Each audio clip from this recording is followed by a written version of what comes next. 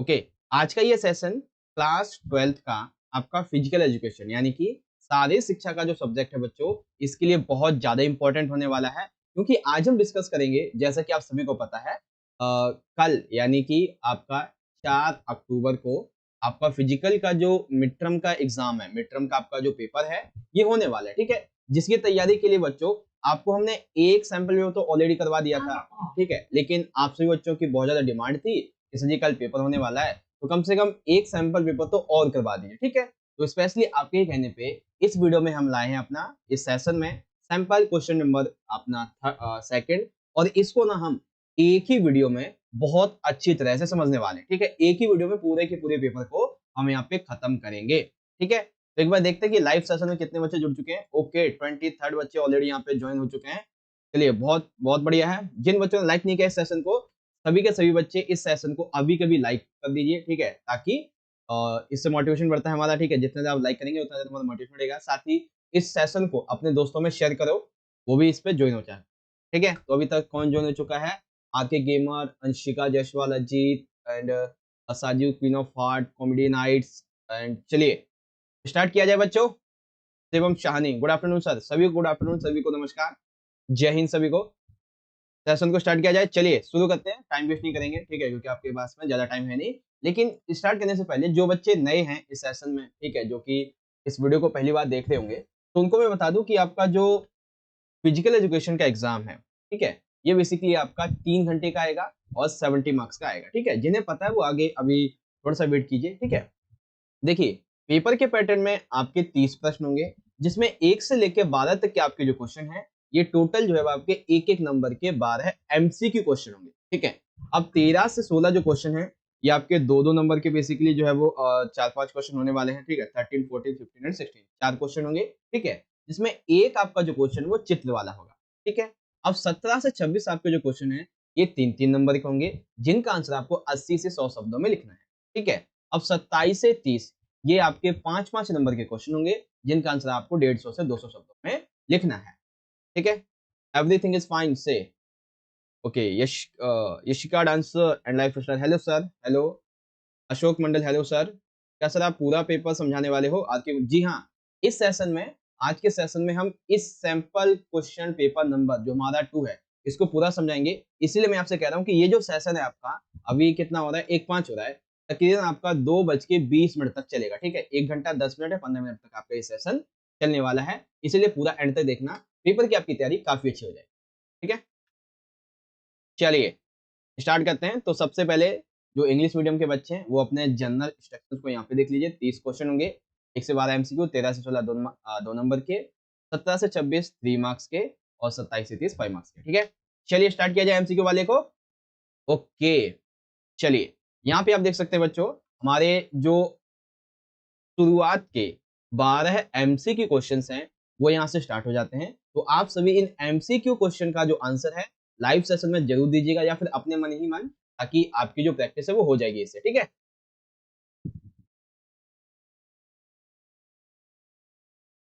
चलिए स्टार्ट करते हैं, ठीक है बच्चों? ओके, देखिए सबसे पहला हमारा एमसीक्यू क्या है? निम्न में से कौन सा, एक सेकेंड, हाँ, निम्न में से कौन सा योजना को उद्देश्य नहीं है, यानी कि जो प्लानिंग होती है, ठीक है, या फिर बोल सकते हैं कि हाँ प्लानिंग ही एक तरीके से, तो इसका कौन सा इसमें से ऑब्जेक्टिव उद्देश्य नहीं है? तो जब भी हम कोई प्लानिंग करते हैं किसी काम के लिए, तो हम किस लिए करते हैं? ताकि हमारा जो प्रेशर है काम को लेके वो कम हो सके, साथ ही साथ हर एक काम के प्रति हमारी, हम जो भी काम करते हैं उस पे अच्छा नियंत्रण स्थापित हो सके, और साथ ही किसी भी प्रकार की गलती होने की संभावना ना रहे, ठीक है? तो कौन सा राइट है? Ajit Kumar. Are K gamer, B right है। क्रियाओं पर अच्छा नियंत्रण स्थापित करना, नहीं, बी तो बेसिकली उद्देश्य है इसका, जो नहीं है हमें वो बताना है, ठीक है? जो नहीं है वो कौन सा है भाई? आंसर करेंगे सारे बच्चे कि कौन सा इसमें से नहीं होगा इसका राइट आंसर? जी हाँ, ऑप्शन सी है, वेरी गुड, ऑप्शन सी होगा। निजी संबंधों में सुधार लाना, ये किसी काम के प्रति प्लानिंग का कोई उद्देश्य नहीं होता है। तो ऑप्शन नंबर हमारा जो सी है ये यहाँ पे हो जाएगा। अब देखिए क्वेश्चन नंबर जो आपका सेकंड है, इसमें आपको एक अथवा भी मिलेगा, ठीक है? एनोरेक्सिया नर्वोसा क्या है? ठीक है, तो एनोरेक्सिया नर्वोसा क्या है भाई? ये एक प्रकार का मानसिक विकार है, यानी कि मेंटल डिसऑर्डर है, ठीक है? क्या है? मेंटल डिसऑर्डर है। ठीक। सेकंड क्वेश्चन, अब बुलिमिया नार्वोसा क्या है? तो अभी हमने देखा कि मेंटल डिसऑर्डर क्या है, क्या नाम है, ये एक सेकंड, हाँ एनोरेक्सिया था। तो जो बुलिमिया है बेसिकली ये क्या है, ठीक है, ये किस तरीके का विकार है? क्या ये भोजन संबंधी विकार है, भोजन संतुलित आहार ना लेना विकार है, मासिक धर्म संबंधी विकार है, या फिर अधिक आहार लेना विकार है? सोनाली सलोनी यादव सर, ये क्वेश्चन आ सकते हैं। देखिए हम यहाँ पे प्रैक्टिस कर रहे हैं आपके पेपर की, जिसमें से बहुत चांसेस है आपके कल के पेपर में काफी क्वेश्चंस के आने के, ठीक है। चलिए, तो इसमें से बुलिमिया नार्वोसा क्या है भाई? तो ये एक भोजन संबंधी विकार है, जो कि खास करके महिला एथलीट जो होती है इनमें पाया जाता है, ठीक है। ये एक ईटिंग डिसऑर्डर है। कंप्लीट। चलिए, अब देखिए क्वेश्चन नंबर थर्ड क्या कहता है कि अधिक जो कार्बोहाइड्रेट है ये हमें किससे प्राप्त होता है? वनस्पति तेल से प्राप्त होता है, जैसे कि तेल हो गया, सरसों हो गया, इससे प्राप्त होता है, या फिर साबुत अनाज से, ठीक है, मछली से, या फिर सूखे मेवे से? तो ध्यान से देखिए क्या कहा गया है, अधिकतम कार्बोहाइड्रेट की बात की गई है। तो कार्बोहाइड्रेट बेसिकली इनमें होता है, तो कार्बोहाइड्रेट के लिए बच्चों के आंसर आ रहे हैं सूखे मेवे से। नहीं, बी, ठीक है, कितने बच्चे आंसर कर रहे हैं बी को? Ajit Kumar, very good. It's machine you also right, very good. यहाँ पे जो है साबुत अनाज, जी हाँ बच्चों, राइट आंसर निकल के आएगा आपका यहाँ पे ऑप्शन नंबर बी, साबुत अनाज से हमें अधिकतम कार्बोहाइड्रेट मिलता है। जो बच्चे सी कह रहे थे ना मछली को, उसको देखिए यहाँ पे एक आपका पहले इंग्लिश में देखो, मैक्सिमम कार्बोहाइड्रेट जो है वो हमें फ्रॉम होल ग्रेन से मिलता है। मछली वाले की जहां तक बात रही, तो मछली से हमें बेसिकली ज्यादा क्या मिलता है मैं आपको बता, मछली से हमें ज्यादातर प्रोटीन मिलता है। क्या मिलता है? प्रोटीन। साथ ही दूध, अंडा, और जो हरी पत्तेदार सब्जियां होती हैं, ठीक है, पीली नारंगी सब्जियां होती हैं, इनसे हमें प्रोटीन मिलता है, ठीक है। चलिए, अब देखिए क्वेश्चन नंबर हमारा 4 क्या है? अस्थि शोषितता, जिसको इंग्लिश में बोलते हैं ऑस्टियोपोरोसिस, इसका अर्थ क्या है बेसिकली? क्या इसका अर्थ ये होता है कि जो हमारा शरीर होता है, इसमें अस्थि यानी कि जो हमारी बोन होती हैं, इसमें कैल्शियम की कमी हो जाती है, या फिर जो इसकी डेंसिटी होती है वो कम हो जाती है, इनकी घनत्व में कमी आ जाती है, या फिर इसकी वजह से आगे का कुबड़ या फिर पीछे कुबड़ इस तरीके का आता है। तो इसमें से क्या राइट है इसका? ठीक है, ओके, डी राइट है, वेरी गुड। काफी बच्चे आंसर कर लिया, डॉली माथोड, मशीन, डी राइट है। चलिए, यहाँ पे हो जाएगा आपका ए तथा बी, ठीक है, आपका ये वाला यहाँ पे राइट हो जाएगा। इसी तरीके से ऑप्शन यहाँ पे डी हो जाएगा। अब देखिए क्वेश्चन नंबर 5 में देखिए हमें क्या क्या आ गया है, हमें एक मिलान करना है। एक तरफ हमारी सूची 1 है और एक तरफ हमारी सूची नंबर बी है, ठीक है।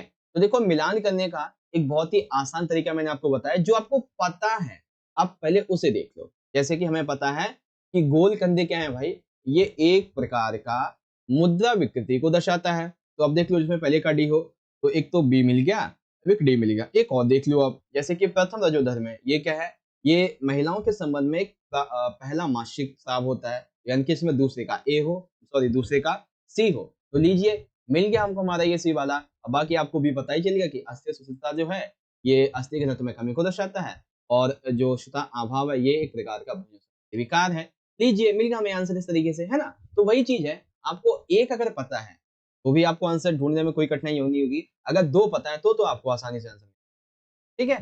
तो ये चीजें आपको पता होनी चाहिए। कंप्लीट है, आ गया समझ में?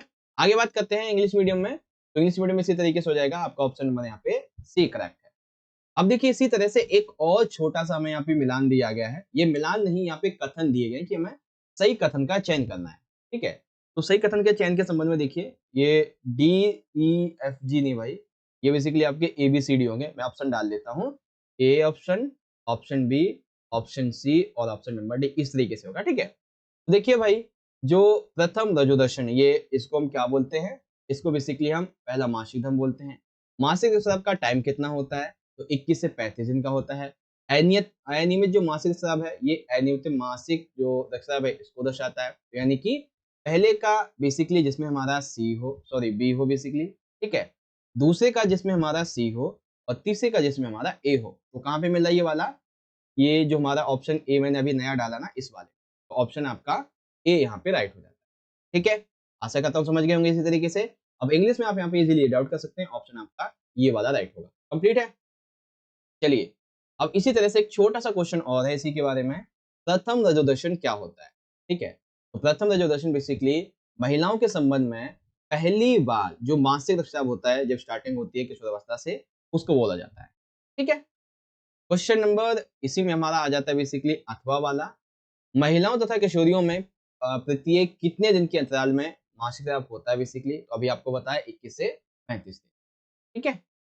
ओके, अब यहां से बताओ कि निम्नलिखित में से कौन से खिलाड़ी को भोजन संबंधी विकार होने के अधिक खतरे होते हैं। तो ऐसे कौन से खिलाड़ी हैं जिन्हें भोजन संबंधी विकार हो सकते हैं। वेट लिफ्टर, बॉक्सर, या फिर जो स्विमर होते हैं, या फिर इन सभी को भोजन संबंधी विकार हो सकते हैं। किसे होते हैं भाई भोजन संबंधी विकार? सारे बच्चे करेक्ट आंसर बताएंगे इसका क्या हो सकता है आपकी तरफ से। बी होगा, D, just animate. Very good, आपने डी बताया है, बहुत बढ़िया। इस machine also. Vikas Yadav, good evening everyone, good evening सभी को भाई एक बार फिर से। अंशिका जायसवाल डी है, क्वीन ऑफ आर्ट डी है, कॉमेडी नाइट्स डी है, आरके गेमिंग ऑल्सो राइट। तो यहाँ पे ऑप्शन नंबर डी हो जाएगा। इन सभी को, ठीक है ना, जो वेट लिफ्टर होते हैं, बॉक्सर होते हैं, स्विमर्स होते हैं, इन सभी को भोजन संबंधी विकार हो सकते हैं। ठीक है, डी राइट आंसर हो जाएगा। आगे बात आती है क्वेश्चन नंबर 9 की, जिसमें आपको एक अथवा भी मिलेगा। क्वेश्चन ये है, बाहरी कर्णवर्ती प्रत्यारोपण, जिसे हम कोस्टल इंप्लीमेंट बोलते हैं, ये किन खेलों में प्रयोग नहीं कर सकते। ठीक है, दैट मीन्स जो ऐसे उपयोग करने वाली वस्तुएं हैं, जैसे कोई बधिर खिलाड़ी होते हैं, ठीक है ना, उनके लिए क्या करते हैं हम, किसी द्वीप का, किसी मशाल का इसका उपयोग करते हैं, क्योंकि वो किसी बंदूक की गोली को सुन नहीं सकते, ठीक है, किसी सीटी को सुन नहीं सकते। तो ये जो है, ये बाहरी कणवर्ती प्रत्यारोपण, ये उसी के संबंध में है कि इनका उपयोग जो है सीटी वगैरह का इसमें नहीं किया जाता। तो अभी आपको बताया डेफ ओलंपिक्स खेलों में जो बेसिकली जो बधिर खिलाड़ी होते हैं इनके लिए खेले जाते हैं। ठीक है, आई होप आप समझ गए होंगे। चलिए, इसी में अथवा दिया गया बच्चों, स्प्रिंट इन मोशन किन खेलों के आदर्श वाक्य हैं। स्प्रिंट इन मोशन किन खेलों के आदर्श वाक्य है भाई, ये है बच्चों पैरालंपिक्स। इसके पैरालंपिक, ऑप्शन नंबर सी हमारा राइट। कंप्लीट। अब देखिए, जैसा कि अभी आपको मैं क्वेश्चन बता ही रहा था कि प्रोटीन जो है वो हमें सबसे ज्यादा किससे मिलता है। तो यहाँ पे जो ऑप्शन दिए गए हैं, इसमें सबसे ज्यादा जो प्रोटीन मिलता है, आप कहेंगे सर जी पालक से मिलता है, ठीक है, बट ऐसा नहीं है। सबसे ज्यादा प्रोटीन मिलता है बच्चों मछली से। ठीक है, लेकिन अगर आप शाकाहारी हैं तो आप दूध ले सकते हैं, ठीक है, आप जो पीली नारंगी सब्जियां हैं ये भी ले सकते हैं। वेल, आंसर आपका ये मछली हो जाएगा। ठीक है, और source of protein include is fish. Complete है। चलिए, अब देखिए क्वेश्चन नंबर 11 में क्या कहा गया है, दो कथन है हमारे। अभी कथन हमारे ये कहता है कि एनोरेक्सिया नर्वोसा तथा अभाव क्या है, एक तरह का भोजन संबंधी विकार है। बिल्कुल ठीक है, यह एक मानसिक रोग है जो कि प्रारंभिक या फिर जब जो बच्चे हैं वो किशोर अवस्था में आते हैं तब ज्यादा पाया जाता है, क्योंकि इस समय जो व्यक्ति हैं वो क्या करते हैं, जो बच्चे हैं वो अपने शारीरिक भार को कम करने के उद्देश्य से भोजन की मात्रा को बहुत ही कम कर देते हैं, जिसके कारण वो बहुत ही दुबले पतले प्रतीत होते हैं। ठीक है, तो यहाँ पे देखिए अभिकथन में हमें बता दिया गया है कि एनोरेक्सिया नर्वोसा क्या है भाई, ये एक तरीके का भोजन संबंधी विकार है जो कि मानसिक रूप से लोगों को, जो किशोर होते हैं, इनको मेंटली डिस्टर्ब करता है। क्यों करता है, कारण में बता दिया गया है, क्योंकि इस रोग से जो भी पीड़ित व्यक्ति हैं, जो भी बच्चे हैं, वो अपने शरीर के भार को कम करने की वजह से भोजन को खाना ही बंद कर देते हैं, या फिर उसकी मात्रा जो है वो कम कर देते हैं। तो इससे क्या होता है, इससे जो है वो बहुत ही ज्यादा दुबले पतले प्रतीत हो जाते हैं। तो इसका मतलब क्या होगा, हमारा ए और आर यानी कि का और खा दोनों राइट हैं, और खा यानी कि कारण जो है इसकी सही व्याख्या भी करता है। ठीक है, ऑप्शन नंबर ए राइट होगा भाई। Just animate and comedy nights, इस machine, RK gamer. Very good, आप सभी का राइट आंसर आ गया है। चलिए, अब इसी तरीके से इंग्लिश में आ जाएगा। यहाँ पे एसेसन ठीक है, रीजन ठीक है, ये कंप्लीट हो गया, और ये इसकी एक्सप्लेनेशन भी दे रहा है। एक और हमारा विकथन कारण आ जाता है। एक और अभिकथन में पूछा गया बच्चों, अभिकथन के बारे में, डेफ ओलंपिक में प्रतिस्पर्धा करने वाले जो खिलाड़ी हैं, इनकी बधिरता यानी कि सुनने की जो क्षमता है वो कम से कम 55 डेसिबल होनी चाहिए, तभी वो जो है इन डेफ ओलंपिक्स खेलों में भाग ले सकते हैं। बिल्कुल ठीक है। कारण क्या है इसका, कारण ये है कि जब प्रतिस्पर्धा की जाएगी तो उस समय किसी भी प्रकार के सुनने के यंत्र का उपयोग ये लोग नहीं कर सकते। तो ये भी राइट है, यानी कि ऑप्शन ए हमारा यहाँ पे राइट हो जाएगा। प्रजापति एंजल सर, आपका वॉइस चेंज हो रहा है। ओके, वॉइस में क्या ऊपर से पंखे की हवा आ रही है या फिर कम ज्यादा हो रहा है, क्या हो रहा है एक बार बताएंगे, तो इसको हम यहाँ पे चेंज करने की कोशिश करते हैं। ओके 12 आपका हो गया। इसी तरीके से आपका यहाँ पे देखेंगे तो असेसन ठीक है, रीजन भी ठीक है, और यहाँ पे ये करेक्ट इसकी एक्सप्लेनेशन भी देता है, तो ऑप्शन नंबर ए राइट है। ठीक है, चलिए आगे बात करेंगे। अच्छा, ओके एक काम करते हैं, मैं इसको ऑफ कर देता हूँ।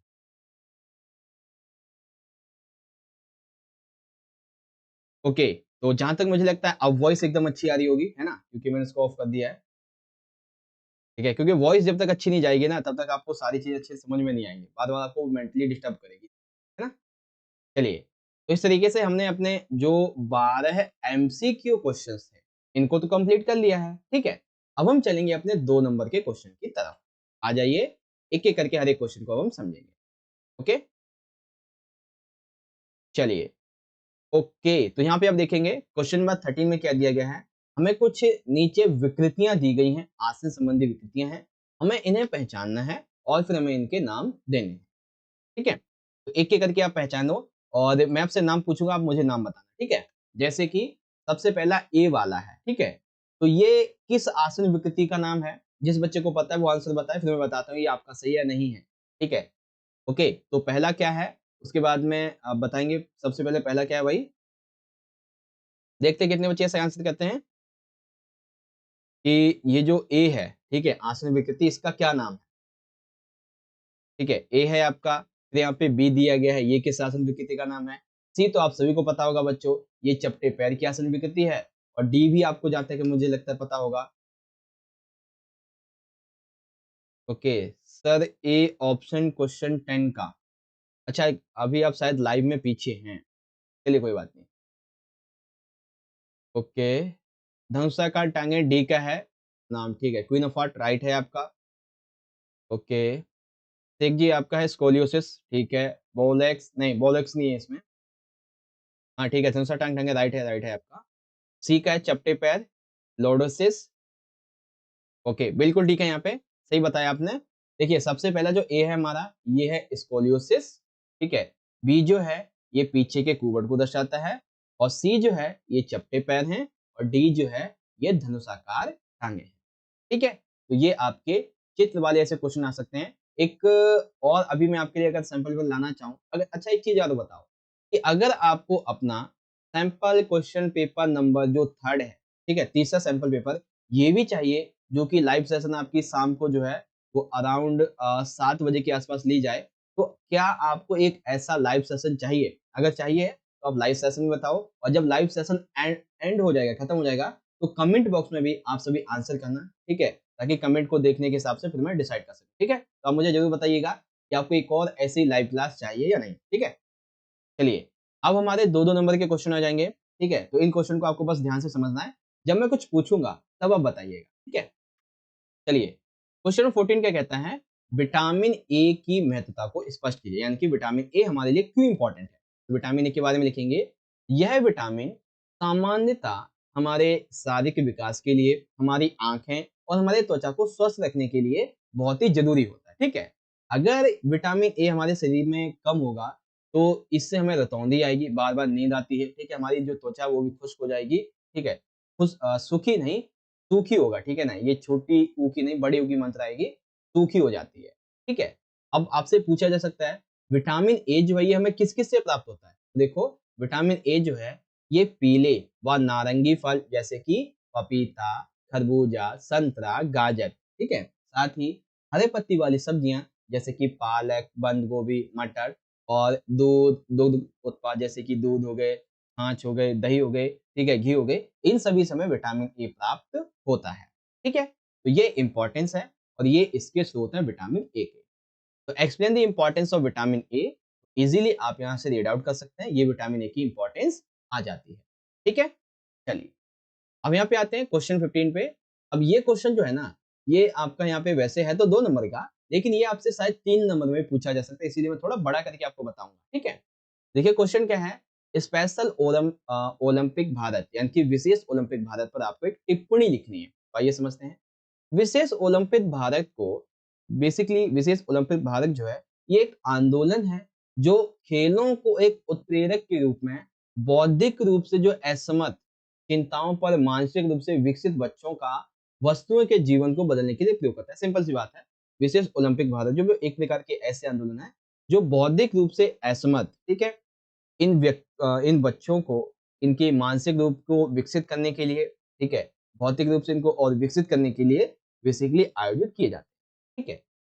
विशेष ओलंपिक भारत को 1987 में विशेष ओलंपिक इंडिया जब इसकी शुरुआत हुई थी तो इसका नाम था विशेष ओलंपिक इंडिया, लेकिन 2001 में जाके इसका नाम बदल के रखा गया था विशेष ओलंपिक भारत। तो याद रखना बच्चों, आपसे एमसीक्यू में पूछा जा सकता है कि स्पेशल ओलंपिक भारत का पहले नाम क्या था, तो विशेष ओलंपिक इंडिया था, ठीक है।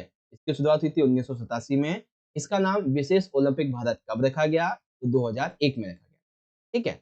भारत सरकार इसके द्वारा मानसिक रूप से जो आसक्त हैं, जो असमर्थ हैं, बौद्धिक योग्यता वाले व्यक्ति हैं, इनके लिए खेलों के विकास के लिए राष्ट्रीय खेल फेडरेशन के रूप में से मान्यता देती है ताकि ये इंडिया के अंदर नेशनल लेवल पे ऐसे खेलों को आयोजित करवा सके, ठीक है।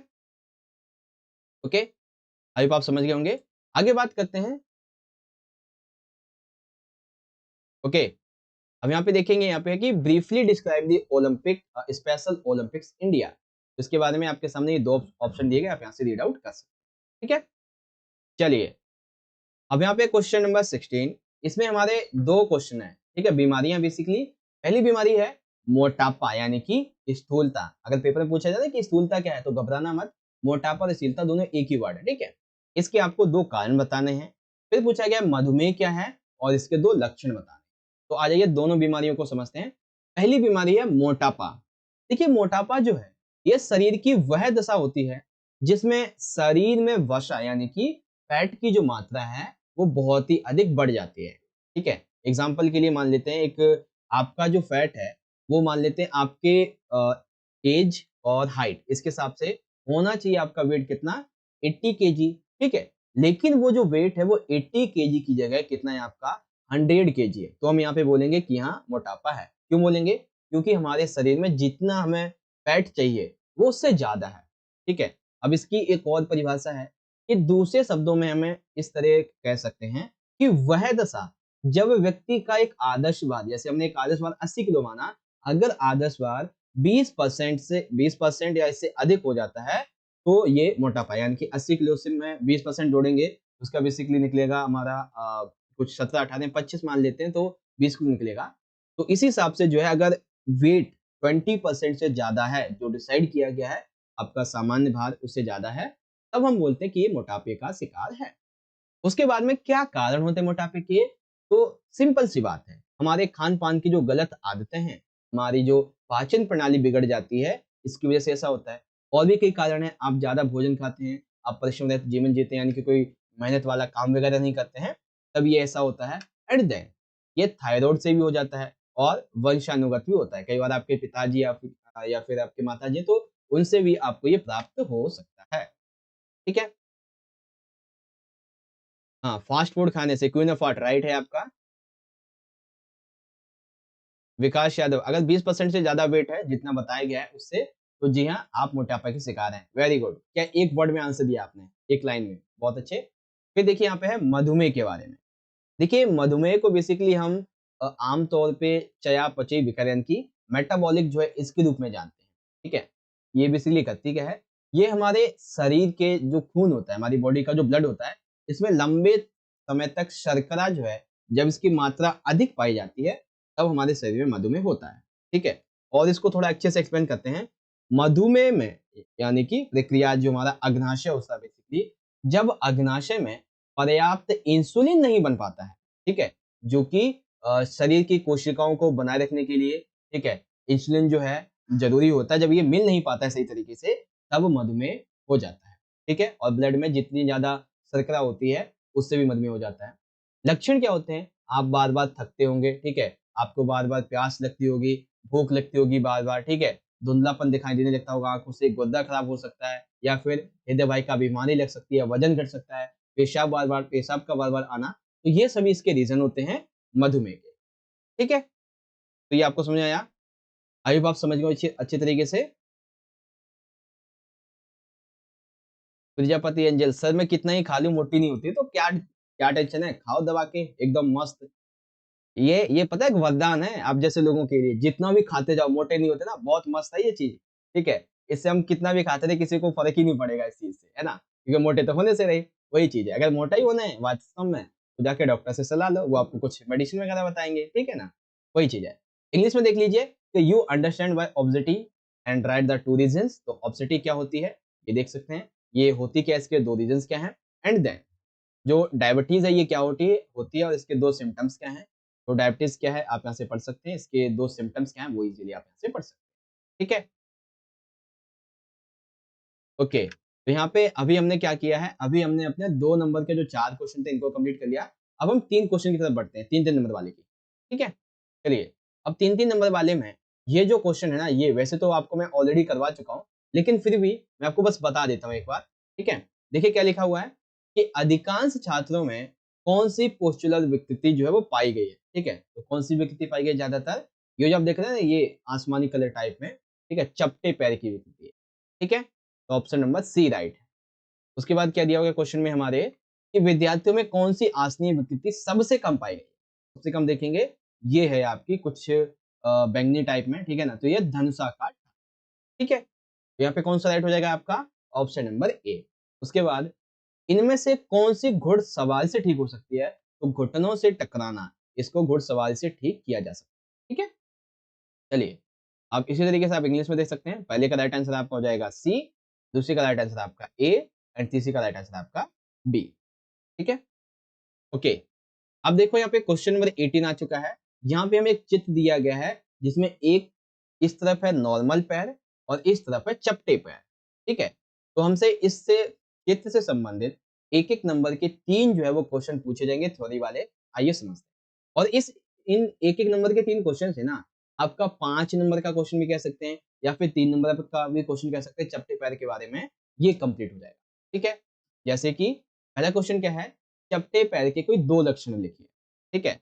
तो चपटे पैर के 2 लक्षण क्या होंगे कि चलते समय तथा खड़े होते समय थंब यानी कि जो पैर का मध्य भाग होता है इसमें दर्द होगा, ठीक है। पैर की लंबी चाप का खत्म होना, साथ ही पैरों को गीला करके यदि आप फर्श पे रखते हैं तो क्या होता है, पूरे के पूरे पैर का जो निशान है ये देखा जा सकता है। जैसे कि आपने पैर गीला किया, ठीक है, तो ये आपके ये जो ये पैर दिख रहा है ना फ्लैट फीट, ठीक है ना, तो ये आपको पूरा का पूरा दिखेगा, ठीक है ना। जैसे ही ये देख सकते हैं, ये जो नीचे आपको एरिया दिख रहा है ना, ये वाला एरो वाला एरिया, ये आपको पूरा जमीन पे देखने को मिलेगा क्योंकि ये चपटे पैर हैं इसलिए। और एक नॉर्मल देख लीजिए, यहाँ पे धरती से इसको क्या है, थोड़ी सी जगह मिली हुई है, ठीक है ना, गैप है इसके बीच में, ये जो दिख रहा है ना आपको, ये गैप है और ये इसके फ्लैट फीट को दर्शाता है, ठीक है ना। इससे क्या होता है, आपके पैरों की जो लंबी चाप है, ज्यादा तेजी से आप चल भी नहीं पाते हैं, तो ये दिक्कत होती है, ठीक है। अब ऐसे क्या रीजन है जिसकी वजह से चपटे पैर हो जाते हैं, तो सबसे पहला कारण ये है कि मांसपेशियां और जो हड्डियां होती हैं ये कमजोर हो जाती हैं, या फिर आपका जो भार है वो अधिक होगा, ठीक है। मोटापे या फिर आप कुपोषण के शिकार होंगे, यानी कि ज्यादा मोटापा होगा तो भी ऐसा हो सकता है, अगर आप कुपोषण के शिकार होंगे तो भी ऐसा हो सकता है, ठीक है। हाँ, क्वीन ऑफ हार्ट, जी सर, जूते गलत तरीके से पहनना है, हाँ, इसकी वजह से भी हो सकता है, ठीक है। उसके बाद में और भी 1-2 पॉइंट है। चपटे पैरों के कोई 2 सुधारात्मक उपाय बताइए। तो सबसे पहला तो पैरों से लिखने की प्रैक्टिस करनी चाहिए, ठीक है। जो रेत होती है, इस पे चलना या फिर दौड़ना चाहिए। पंजों पर हमें कूदना चाहिए। उचित प्रकार के सही-सही जूते पहनो, ठीक है। जूते के मध्य में जहाँ पे देखो, जूते का जो मध्य होता है ना, ये जो एरिया है, ये वाला बीच वाला जहाँ पे बेसिकली गैप हमारा होता है नेचुरली, वहां पे आपको रूमाल या फिर कोई कपड़ा रख के जूते पहनने चाहिए, ठीक है। जमीन पर गिरे हुए छोटे पत्थरों के टुकड़ों को पैरों से उठाना चाहिए, क्योंकि इससे क्या होगा कि आपका जो पैर है ना वो बीच से मुड़ना शुरू हो जाएगा, ठीक है। ताड़ासन, वज्रासन, ये कुछ आसन आपको करने चाहिए क्योंकि इससे बीच का जो मध्य भाग है वो ऊपर की तरफ उठने की कोशिश करता है, इसीलिए, ठीक है। हाँ, सही तरीके से पहनना। आई होप आपको समझ में आ चुका होगा। अभी जो है 30 बच्चे वॉचिंग पे हैं और 20 लाइक्स हैं, गलत बात है भाई। जितने बच्चे ज्वाइन हैं सभी के सभी अभी के अभी वीडियो को लाइक कर दीजिए, ठीक है? ताकि हमारा और भी मोटिवेशन बढ़े। और जो एक बात मैंने आपसे पूछी थी कि क्या आपको अपना सैंपल क्वेश्चन पेपर नंबर 3 की अगर भी वीडियो चाहिए तो बता देना वीडियो के एंड में कमेंट में, ठीक है? उसी तरीके से दिया गया है right any two symptoms of flat feet. तो फ्लैट फीट के 2 नहीं, हमने 3 सिम्टम्स बता दिए। रीजंस क्या हैं, तो रीजन 1-2 नहीं 5-7 बता दिए हैं। और करेक्टिव मेथड्स क्या हैं, तो इसके भी 1-2 नहीं 5-7 बता दिए, ठीक है। चलिए, अब यहां से शुरू हो गए बच्चे हमारे क्वेश्चन। ठीक है, देखिए क्वेश्चन नंबर 19 है, जल मनुष्य के जीवन का एक अभिन्न अंग है, स्पष्ट कीजिए। नो डाउट जल हमारे भोजन का ही नहीं बल्कि हमारी लाइफ स्टाइल, हमारे जीवन का, हमारे जीवन जीने के लिए बहुत ही आवश्यक तत्व है। हमारे शरीर का लगभग 70% जो भाग है वो जल से बना हुआ है, और जिसमें से 90% जो है ना वो रक्त है। ठीक है, और प्रत्येक व्यक्ति को प्रतिदिन में 8 से 10 गिलास जो है वो पानी पीना चाहिए, क्योंकि जब आप इतना पानी पीते हैं तो इससे क्या होता है भाई, इससे हमारे शरीर के अंदर जो भी विषाक्त, जो भी खराब पदार्थ होते हैं, जैसे फास्ट फूड वगैरह आप खा लेते हैं, ठीक है, या फिर गलत सलत चीज खा लेते हैं, तो ये जब आपके पेट के अंदर होती है तो ज्यादा पानी आप पीते हैं तो ये उसको ऐसे खराब पदार्थ को बाहर निकाल देती है। ठीक है, साथ ही ये आपके तापमान को भी नियंत्रित रखती है। ये एक रियलिटी है, जैसे आप सो के उठे, ठीक है, तो आपके अंदर आलस आ रहा होगा ना, तो आप जाके मुंह धो लीजिए 1-2 मिनट तक, ठीक है, ऐसे मुंह धोते रहिए, आपके अंदर में एक मस्त एनर्जी आने वाली है। ये रियलिटी मैं भी करता हूँ, क्योंकि देखो अभी पेपर चल रहे हैं आपके, तो रात के टाइम जो है 2-3 बजे मैं आपके लिए पेपर्स बनाता हूँ, वीडियोस बनाता हूँ, तो उसमें आलस तो आता है भाई, सभी को आता है, ठीक है ना, तो मैं भी ये तरीका अपनाता हूँ। ठीक है, आराम से मस्त 1-2 मिनट तक मुंह देता हूँ और एकदम मस्त ताजगी आती है, कि उसके बाद में एक कॉफी लेते हैं, मस्त फिर एकदम से पेपर बनाते हैं, वीडियो बनाते हैं, ठीक है ना। वही चीज है, अगर आप कभी पढ़ने बैठते हो, आलस आ रहा है आपको, तो ये तरीका जो मैंने बताया, जो खुद मैं भी इम्प्लीमेंट करता हूँ, वो भी आप अपने पे इम्प्लीमेंट कर सकते हैं।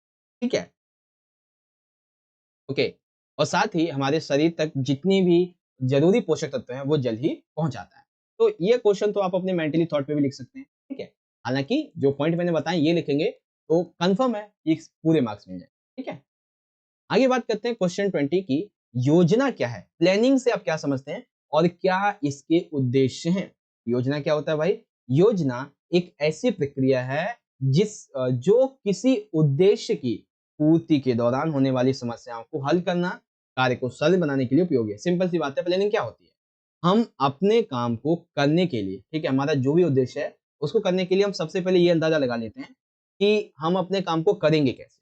ठीक है, फिर उस काम के संबंध में हमें क्या-क्या समस्याएँ आ सकती हैं और उन समस्याओं को कैसे सॉल्व किया जा सकता है। इन सभी की जब हम एक प्रक्रिया बनाते हैं उसको बोला जाता है योजना, प्लानिंग। उद्देश्य क्या होते हैं? तो बहुत से उद्देश्य होते हैं प्लानिंग के। ये जो है ये हमारे समय को, हमारे धन को और हमारे संसाधनों की बर्बादी से हमें बचाता है। पैसा भी बचता है हमारा, हमारा समय भी बचता है। प्लानिंग हमने कर ही लिया पहले ही, तो हम जो भी काम करेंगे हम एकदम टाइम टू टाइम करेंगे। ठीक है? ओके, उसके बाद में है एक अच्छा तालमेल और एक अच्छा नियंत्रण स्थापित होता है आपकी जीवन लाइफ से। ठीक है, ये आपके जेब खर्च को भी सुनिश्चित करता है, साथ ही काम करने के लिए जो प्रेशर होता है उसको भी कम कर देता है, क्योंकि आपको पता है कि आपको इतना काम इस टाइम पे करना है और वो हो ही जाना है फिर तो। और इससे क्या होता है कि जब हमें पता है कि हमें ये समस्याएं आएंगी, इसे ऐसे सॉल्व करना है, तो गलती की संभावना भी कम हो जाती है ना। तो ये पॉइंट थे। सभी संसाधनों का प्रयोग प्रभावशाली तथा लाभकारी बन जाता है। जो भी संसाधन हमारे पास में उनका हम पूर्ण रूप से उपयोग कर पाते हैं। ठीक है, रचनात्मकता तथा निर्णय लेने की जो प्रक्रिया है इसको प्रोत्साहन दिया जाता है, साथ ही प्रबंधन को भी प्रभावशाली बनाया जा सकता है। ठीक है, तो ये पॉइंट थे कि योजना क्या है और इसके उद्देश्य। चलिए इंग्लिश में देखेंगे, what is the planning and right the objective. तो प्लानिंग क्या है इसके बारे में एक्सप्लेनेशन यहाँ से पढ़िए, और ऑब्जेक्टिव क्या है प्लानिंग के, तो उसके लिए आपको यहाँ पे ये कुछ 6 से 7 पॉइंट दिए गए हैं, आप यहाँ से पढ़ सकते हैं। ठीक है, बहुत से बच्चे शिकायत करते हैं कि सर जी आप इंग्लिश मीडियम में नहीं बताते हो, तो देखो मैं आपको हिंदी में समझा देता हूँ। इंग्लिश में आपको कुछ सेकंड के लिए आपको मैं आपका आंसर दिखा देता हूँ, ठीक है, क्योंकि हम वैसे नॉर्मली जो है हिंदी मीडियम के बच्चों को ही पढ़ाते हैं, लेकिन फिर भी हम आपके लिए पेपर का जो ट्रांसलेशन है वो इंग्लिश में ला देते हैं कम से कम, ताकि आप अपनी तरफ से तो पढ़ पाएंगे कुछ, है ना। चलिए, अब आ जाता है क्वेश्चन नंबर 21। ये बहुत ही इंपॉर्टेंट क्वेश्चन है। क्वेश्चन क्या है कि ऋतु रोध या फिर रजोरोध के कारण महिलाओं के शरीर में होने वाले जो लक्षण हैं वो आपको यहाँ पे बताने हैं। एक नहीं दो नहीं, बहुत सारे लक्षण होते हैं, जिसमें सबसे पहला है ऋतुधर्म की अनुपस्थिति। बेसिकली यह एक विकार जो शरीर में विभिन्न परिस्थितियों जैसे कि असंतुलित भोजन खाने से, ठीक है, उच्च स्तरीय यानी कि आप ज्यादा प्रशिक्षण कर लेते हैं किसी खेल का, तब उत्पन्न होता है। ज्यादा चिंता करती हैं या फिर लगातार किसी दवाई का सेवन करती हैं, तब आपको ऋतुधर्म की अनुपस्थिति हो जाती है। ठीक है, असामान्य ऋतुधर्म लक्षण अर्थात बहुत सी लड़कियों में या फिर एथलीटों में, जैसे कि कमर दर्द, छाती में अकड़न, सिर दर्द, कब्ज, अवसाद, चिड़चिड़ापन, चिंता, ये ऐसी जो स्थितियां हैं वो इसकी वजह से बनती हैं। साथ ही मांसपेशियों में असामान्य संकुचन हो जाता है, अर्थात इसके कारण क्या होता है, रजुरोध के कारण हमारी जो मांसपेशियां होती हैं, ठीक है, खास करके महिला एथलीट की, इनकी जो मांसपेशियां होती हैं उनमें एक रासायनिक तत्व बनता है, ठीक है, जो कि बार बार मांसपेशियों का संकुचन करता रहता है, लेकिन ऐसा होना नहीं चाहिए, ठीक है। क्यों होता है? रजोरोध के कारण होता है, ठीक है।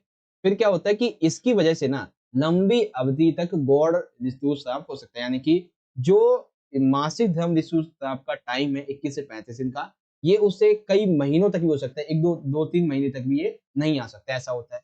फिर असामान्य मासिक धर्म यानी कि कई बार 21 दिन से पहले आ जाता है, 35 दिन के बाद में भी आ जाता है। उसके बाद ऋतु दर्शन की बात आ जाती है, तो ऋतु के कारण जो पहला जो दर्शन होता है बेसिकली, ठीक है, जो किशोर अवस्था में लड़कियां एंटर करती हैं उसमें होता है बेसिकली, तो उनके में ना इस टाइम पीरियड में बहुत ज्यादा टाइम लग सकता है, जो कि उनके लिए बहुत अच्छी बात नहीं है, ठीक है। तो पहले तो आपको समझ में आएगा कि महिलाओं में या फिर महिला एथलीट में, लड़कियों में किस तरीके के बदलाव आते हैं इस कारण। अब समझिए अस्थि सुचिता, जैसे कि आपको बताया था ओस्टियोपोरोसिस क्या होती है, इसके बारे में समझते हैं। देखिए, अस्थि सुचिता का संबंध अस्थि या फिर हड्डी में उपस्थित जो विषय सामान, यानी कि जो हमारी बोन्स होती हैं, इनमें उपस्थित जो बोन मटेरियल है, इससे संबंधित होता है अस्थि सुचिता, जिसकी जो कि इसकी कमी को दर्शाता है, ठीक है। अब ये होता कैसे है? तो जब हम अपने आहार में, अपने खाने में कैल्शियम की मात्रा जो है वो कम लेते हैं, तो इसकी वजह से हमारे शरीर में जो हड्डी की मात्रा है इसमें कमी, यानी कि हड्डी का जो मटेरियल उसमें होता है, बोन मटेरियल जो चाहिए, उसमें कमी आ जाती है। अब इससे बहुत सारे जो बेसिकली कुछ लक्षण हैं, कुछ इसके जो इफ़ेक्ट हैं वो महिलाओं में पड़ते हैं, जैसे कि ऋतुरोध या फिर रजोरोध, यानी कि महिलाएँ 6 महीने से अधिक समय तक यदि ऋतुरोध की समस्या है, तो उनको भी अस्थिसूजता होती है, ठीक है? यानी कि इसकी वजह से ऐसा होता है, क्योंकि ऋतु धर्म के समय क्या होता है, एक हार्मोन निकलता है जिसको बोला जाता है एस्ट्रोजन, ठीक है? और ये इस हार्मोन में बहुत ही ज़्यादा कैल्शियम की मात्रा होती है, मतलब ये हार्मोन जो है बेसिकली कैल्शियम की मात्रा को कंट्रोल रखता है, ठीक है, महिला एथलीट में। लेकिन जब ये ज़्यादा बेसिकली जो है अ, ये हार्मोन जब निकलेगा ही नहीं, तो सिंपल सी बात है, क्या होगा सिंपल सा, वो जो रजोरोध है, ठीक है ना, ये बोन मटेरियल जो है इसमें बहुत ज़्यादा दिक्कत आती है। उसके बाद भोजन संबंधी विकार भी शामिल है। भोजन लेने संबंधी विकार जो है, ये भी एक रीज़न है। क्यों भाई? क्योंकि भोजन में हमें कैल्शियम की मात्रा का जो उपयोग है, ठीक है, ये देखने को मिलता है, जो कि हमें बहुत ज़्यादा मिलता है, लेकिन जब ऐसा होता नहीं है, तो भाई ये भी एक रीज़न बन जाता है। फिर हम जो भी खान-पान खाते हैं, फास्ट फूड वगैरह खाते हैं, अल्कोहल लेते हैं, तम्बाकू, धूम्रपान वगैरह, खास करके महिला एथलीट, तो उनमें ऐसा हो जाता है। तो 3 रीज़न होते हैं, जिसकी वजह से ऑस्टियोपोरोसिस जो वो और ज़्यादा बढ़ जाता है, ऋतुरोध या फिर रजोरोध के कारण, जिसकी वजह से एक एस्ट्रोजन नामक जो हार्मोन है, ये पूरी तरीके से निकल नहीं पाता, जिससे कि ये मैटर कंट्रोल रख नहीं पाता। फिर भोजन संबंधी विकार आ जाता है। आप भोजन अच्छा नहीं करते हैं, तो आपके शरीर में कैल्शियम की मात्रा की कमी हो जाती है, वो अवशोषण नहीं हो पाता, ये भी रीज़न है। अब खान-पान संबंधी आपकी बुरी आदतें हैं, तो ये भी रीज़न हो जाता है। ठीक है? ओके, तो आई होप, चलिए, तो यहाँ पे आपको समझ में आ गया होगा। सर नॉर्मल बीपी कितना होना चाहिए? Learning king 9th, sir normal BP कितना होना चाहिए? नॉर्मल बीपी जो है वो अराउंड 120 से 130 के आस-पास में होना चाहिए, जहाँ तक मेरा गेस है। ठीक है? 120 से 130 के आस-पास। ठीक है? ये बस मैं जो मुझे याद है उस हिसाब से मैं बता रहा हूँ। ठीक है? एक्यूरेट तो नहीं होगा। उसके बाद right the symptoms acquiring the female body due to एमलिया और दैट वन। तो क्या-क्या होती है भाई, इसकी वजह से क्या-क्या बेसिकली रीज़न क्या इफ़ेक्ट पड़ते हैं? तो आपके सामने ये ऑप्शंस हैं। ठीक है? ये पॉइंट हैं आपके। ईज़िली आप यहाँ से रीड आउट कर सकते हैं। 4 आपके ये हो गए और 2 पॉइंट आपके ये हो जाते हैं। ठीक है? उसके बाद ऑस्टियोपोरोसिस की बात आई थी। उसके बारे में आपके सामने देख सकते हैं। ये 3 ऑप्शन पॉइंट है, 4 है बेसिकली। इन सभी को आप यहाँ से पढ़ सकते हैं। ठीक है? चलिए, 40 मिनट हमारे ऑलरेडी होने वाले हैं, 45 मिनट। ओके, अब क्वेश्चन नंबर 22 जो है ये बहुत इंपॉर्टेंट है भाई, क्योंकि इसमें से ना आपका ये जो क्वेश्चन है वो पूरा 5 नंबर में आ सकता है, या फिर इसमें से ये जो क्वेश्चन को तोड़ के 3-3 नंबर के 2 क्वेश्चन आपसे पूछे जा सकते हैं। क्वेश्चन क्या है हमारा? क्वेश्चन ये है कि नॉकआउट टूर्नामेंट इसके लाभ तथा हानियां लिखिए। पूछा जा सकता है नॉकआउट टूर्नामेंट के लाभ 3 नंबर में, हानियां 3 नंबर में, इस तरीके। तो पहले बात करते हैं नॉकआउट टूर्नामेंट के लाभ। तो लाभ क्या होते हैं भाई? लाभ सबसे पहला ये है कि नॉकआउट टूर्नामेंट कम खर्चीले होते हैं, क्योंकि जो भी टीम जब पहला मैच खेलती है, अगर उसमें हार जाती है, तो वो इस टूर्नामेंट से बाहर हो जाती है। ठीक है? अब जितनी भी टीम खेली, उसमें से जो भी टीम हारती गई, वो टूर्नामेंट से बाहर होती जाएगी। तो इससे क्या होता है? इससे मैचों की संख्या भी कम हो जाती है और टूर्नामेंट का जो टाइम है ये भी कम हो जाता है और ये जल्दी समाप्त हो जाता है। ठीक है, उसके बाद है उच्चतर प्रदर्शन में सहायक होती है, क्योंकि टीम हार गई तो मैच से बाहर हो जाएगी। इसी वजह से जो भी खिलाड़ी होते हैं वो इस डर की वजह से कि अगर हमारी टीम हार गई तो हमें वापस जाना पड़ेगा, इस डर की वजह से जितना अच्छा हो सकता है उतना अच्छा यहाँ पे अपना प्रदर्शन करते हैं।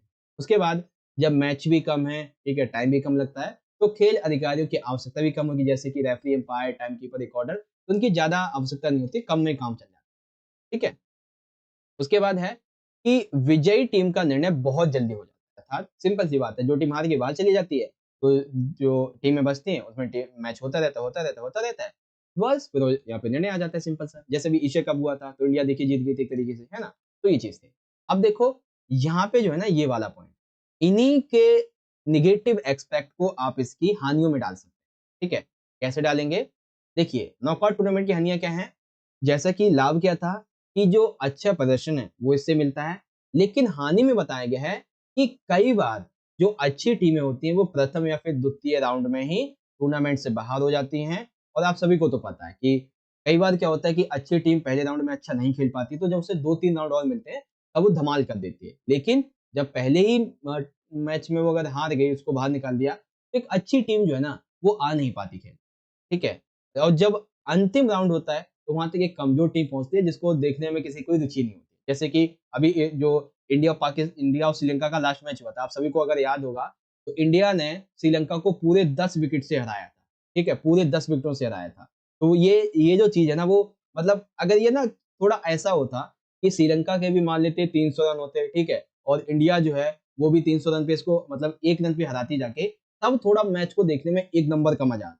ठीक है, इंडिया श्रीलंका के मैच, लेकिन 10 विकेट थे, कुछ 50-60 रन थे, हरा दिया, कोई ज़्यादा नहीं, ट्रैफिक भी नहीं जगा इसमें, है ना? तो यही चीज़ थी। और ये अगर पाकिस्तान को हराया होता, तो कितना और मज़ा आता, है ना? अब वो तो आपको मुझसे ज़्यादा पता होगा, है ना? तो ये चीज़ें थी। आगे देखिए क्या है कि पहले राउंड में टीम के हारने और बाहर होने से क्या होता है, खिलाड़ियों में मैचों का अनुभव कम प्राप्त होता है। जैसे खेले, हार गए, तो अनुभव भी मिला नहीं, चले गए लौट के, क्या फ़ायदा हुआ खेलने का, ठीक है? हारी हुई टीम को अपना कौशल दिखाने का दोबारा मौका भी नहीं मिलता है, ठीक है? जैसे एशिया कप हुआ था, तो जो पाकिस्तान श्रीलंका का भी मैच हुआ, बांग्लादेश का भी मैच हुआ था, तो इससे क्या होता है, जैसे वो तो भारत से हार गई था, लेकिन फिर भी मैच हुआ ना, तो वो उनको कौशल मिला एक अच्छा, लेकिन इन नॉकआउट टूर्नामेंट में ऐसा होता नहीं है। कई बार प्रतिभाशाली खिलाड़ियों का चयन इसकी वजह से नहीं हो पाता है और हारने की वजह से खिलाड़ियों के अंदर एक डर के भाव से खेलते हैं वो, जिसकी वजह से वो अपना उच्चतर प्रदर्शन नहीं कर सकते। ठीक है, Tushar Pant 50 all out, Prajapati angel, I know कि यहाँ पे क्रिकेट का मुझे एग्जांपल नहीं देना है, लेकिन यहाँ पे देखिए मैंने क्या कहा है, मैंने क्रिकेट का एग्जांपल लेते हुए बस ये बताया है कि जैसे क्रिकेट में क्या होता है, कोई एक टीम अगर हार जाती है तो उसको दूसरे से खेलने का मौका मिलता है, लेकिन नॉकआउट टूर्नामेंट की हानि क्या है कि अगर एक बार टीम हार गई तो पूरे टूर्नामेंट से बाहर हो जाती है। ठीक है ना? तो इसलिए मैंने क्रिकेट का एग्जाम्पल लिया था।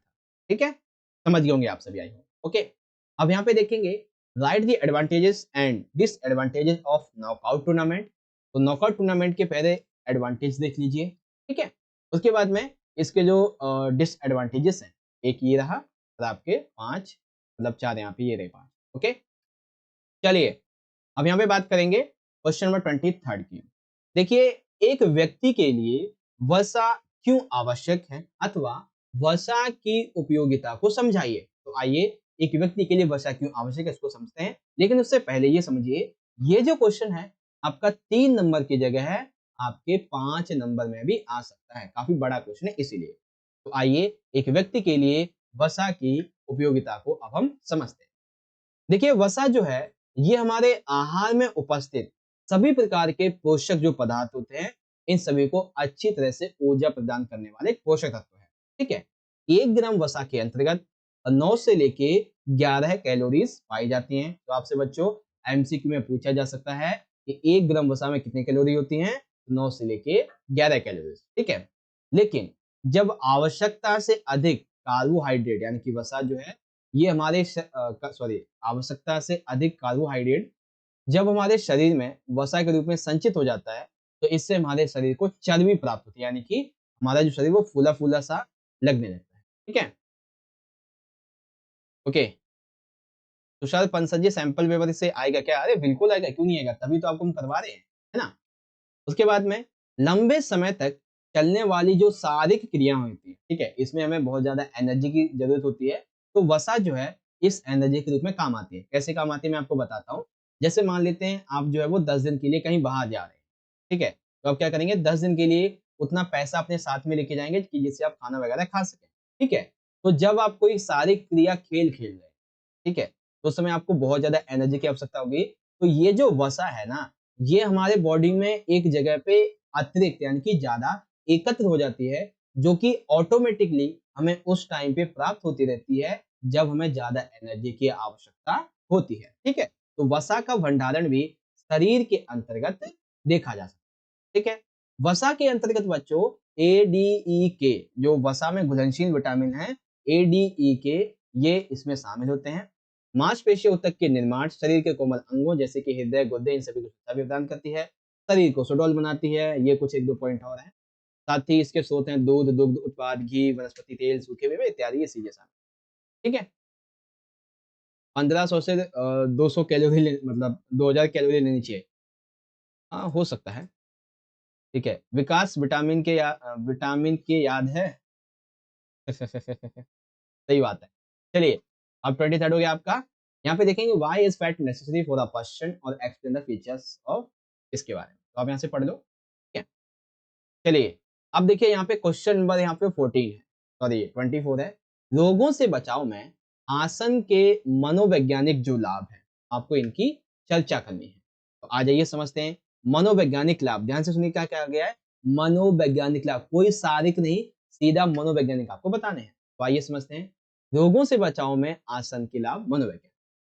तो जो भी रोग होते हैं इस संबंध में मनोवैज्ञानिक क्या लाभ होंगे। सबसे पहला, आत्म स्वीकृति और आत्मबोध बढ़ता है, यानी कि हम अपने आप को स्वीकार करते हैं और अपने आप को समझते हैं, ठीक है। मूड में सुधार और व्यक्तिपरक भलाई में वृद्धि, यानी कि हमारी जो मेंटली थॉट होती है वो भी अच्छी होती है। कुल सफेद रक्त कोशिकाओं की संख्या कम हो जाती है, यानी कि जो सफेद रक्त कणिकाएं होती है वो कम हो जाती हैं, जिससे कि हमारे मानसिक को बहुत ज्यादा, हमारे मस्तिष्क को खुशी मिलती है, ठीक है। हमारे मस्तिष्क में सोडियम तथा ट्राइग्लिसराइड जो है वो कम हो जाता है। सामाजिक समायोजन बढ़ता है। चिंता और अवसाद ये कम होने लगती है। और एक अच्छा कोलेस्ट्रॉल, जो कि इसे हम बोलते हैं HDL, ये बढ़ता है, जो कि खुशी देता है, ठीक है। वहीं जो खराब कोलेस्ट्रॉल है बच्चों, LDL, ठीक है ना, एक होता है HDL जो अच्छा है, और जो है एक LDL और VLDL, ठीक है ना, VLDL, ये दोनों घटते हैं, ठीक है। क्यों भाई, क्योंकि ये निगेटिव इंपैक्ट डालते हैं इसीलिए, ठीक है। तो आई होप आप सभी को यहाँ पे ये समझ में आ चुका होगा। ये हुआ हमारा क्वेश्चन नंबर 24 यहाँ पे कंप्लीट, ठीक है बच्चों। अब इसी तरीके से इंग्लिश में देखेंगे, benefit the physical sorry discuss the physical benefits of physical, तो अच्छा फिजिकोलॉजी है बेसिकली, है ना। तो क्या क्या है, आप इजिली इन सभी को पढ़ सकते हैं।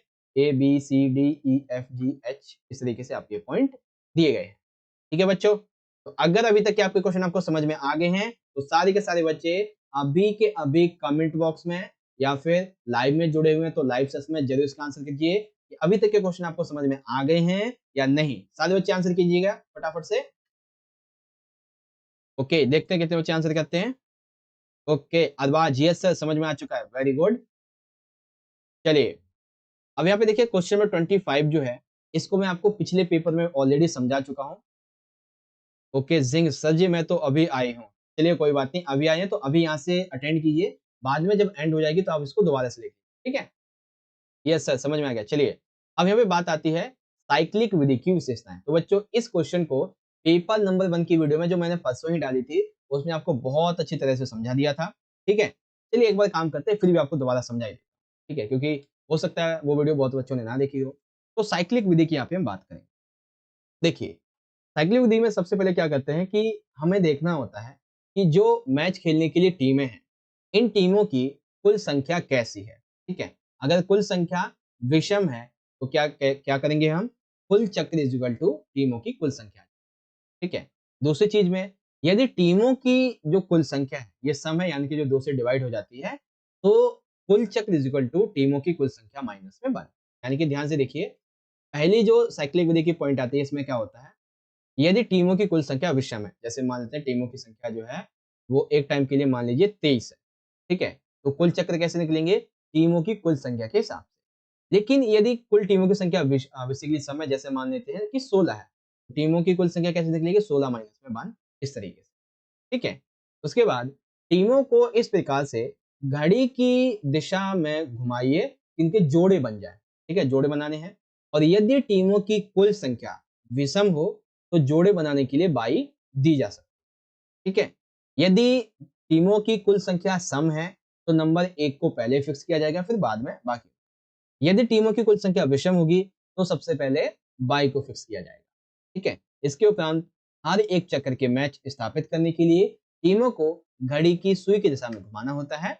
ये इस तरीके से होता है, ठीक है। तो ये कॉन्सेप्ट है बेसिकली। अब ये अब तक आपका हो गया साइकिल विधि के बारे में। और अच्छे से समझना है तो आप पिछली वीडियो देख लेना, ठीक है। Right the features of the cyclic method. तो साइक्लिक मेथड का क्या यहाँ पे फीचर्स है वो आप यहाँ से सारी के सारे पॉइंट को इजीली यहाँ से पढ़ सकते हैं, ठीक है। अब देखिए क्वेश्चन नंबर 26 आ चुका है। इसमें बेसिकली 3-3 नंबर के हमारे 2 क्वेश्चन इनकी अथवा दे दिए गए। क्वेश्चन क्या है, खेल योजना कार्यक्रम में संगठन प्रक्रिया का वर्णन कीजिए और पैरालंपिक गेम्स का वर्णन कीजिए। तो पहले खेल योजना कार्यक्रम में संगठन की बात करते हैं।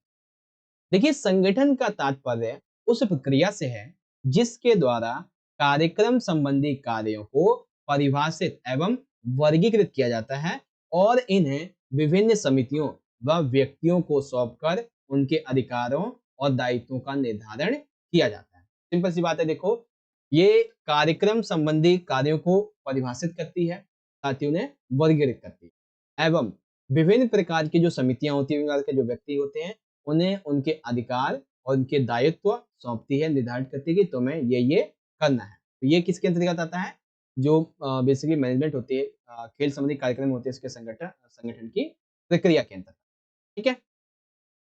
आगे देखिए, खेल संबंधी कार्यक्रम की संगठन प्रक्रिया के अंतर्गत जो कार्य किए जाते हैं, पहला कार्य क्या है, पहले हम ये देखते हैं कि हमें क्या काम करना है, इसको हम पहचानते हैं।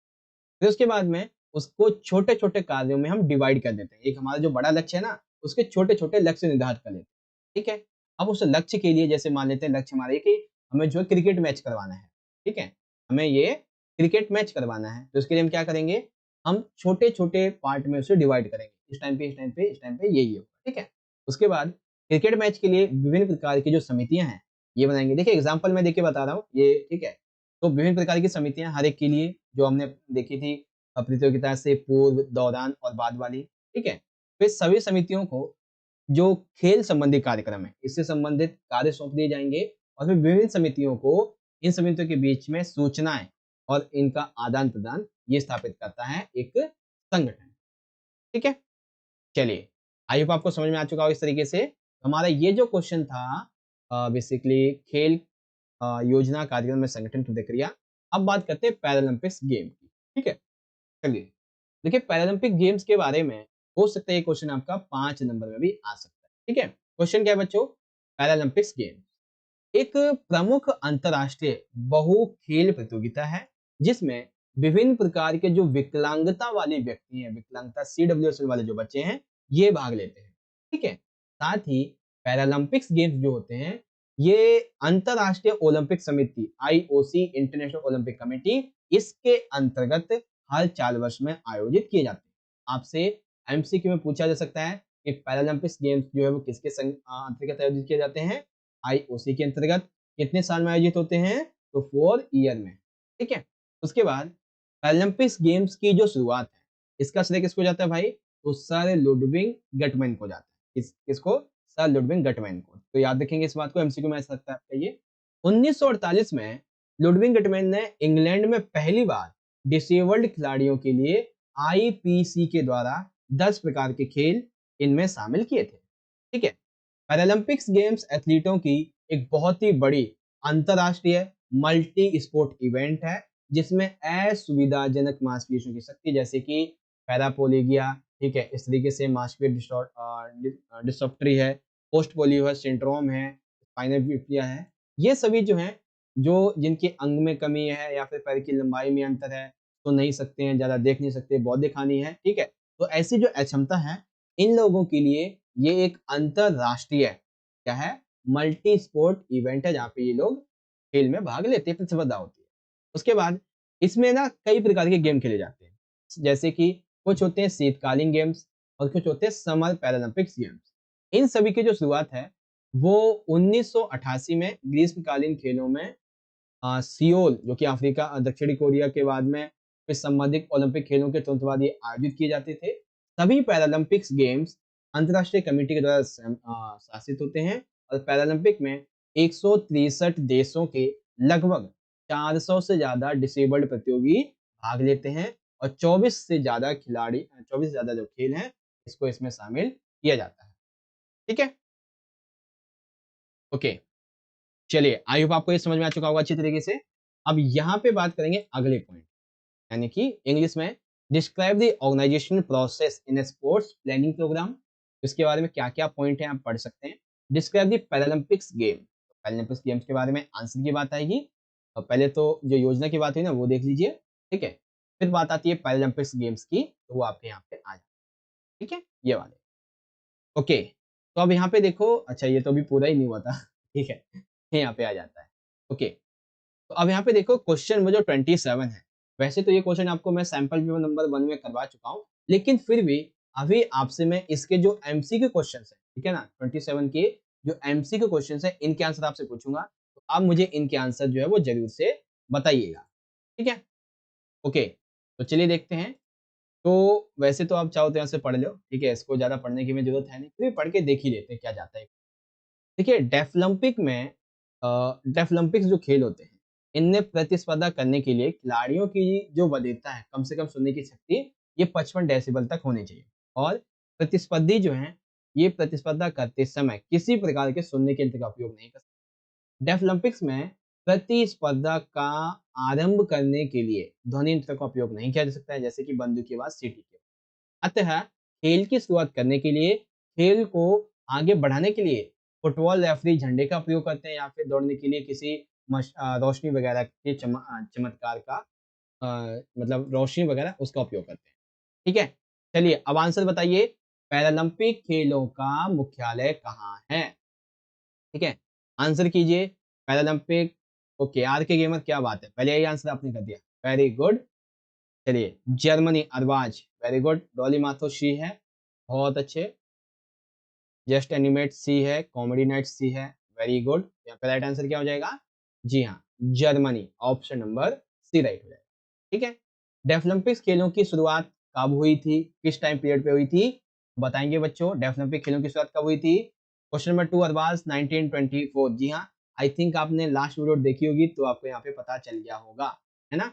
चलिए बहुत बढ़िया, तो राइट आंसर है 1924। ठीक है, और एक क्वेश्चन ये तो आपको अभी मैंने करवाई दिया था। अब क्वेश्चन 4 को देखिए, और ये भी आपको करवाई दिया मैंने, कौन सा था? स्प्रिंट इन मोशन, बेसिकली ये था पैरालंपिक का। ठीक है, क्वेश्चन 4 का आंसर बताओ कि मुझे जीतने दो, लेकिन यदि मैं जीत नहीं सकता कोई बात नहीं, कम से कम मुझे प्रयास में बहादुर होने दो। ये शपथ किन खेलों में ली जाती है? ओके, ये शपथ किन खेलों में ली जाती है भाई?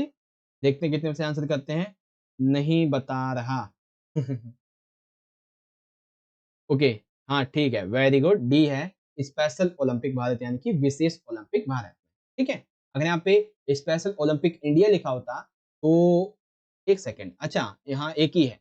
चलिए, ये आपको समझ में आ गया। इंग्लिश में देखेंगे, where are the headquarters of Olympic games located. ठीक है, तो कहाँ पे है? ये बेसिकली जर्मनी में है ओलंपिक गेम्स का headquarter. And then when did the deaf Olympic games begin? 1924। तो यहाँ पे आपका इसका ऑप्शन नंबर 2 हो जाएगा। And let me win, this one is the basically oath taken in special Olympic in India and spirit in motion is the motto of the Paralympics games. ठीक है, okay, अभी कुछ बच्चे थे जो कहते कि सर जी विटामिन के बारे में कुछ बातें हमें बताइए। तो लीजिए, विटामिन के बारे में आपके सामने ये एक बड़ा क्वेश्चन हाजिर है। क्वेश्चन नंबर 28, देखो 28, 29 एंड 30, ये तीनों ही क्वेश्चन जो है वो आपके 5-5 नंबर के होंगे, जिसमें आपको एक क्वेश्चन में अथवा मिलेगा। लेकिन मैंने जैसा आपको बताया, मैं आपके लिए 2 क्वेश्चन में अथवा लेके भी आया हूँ, है ना।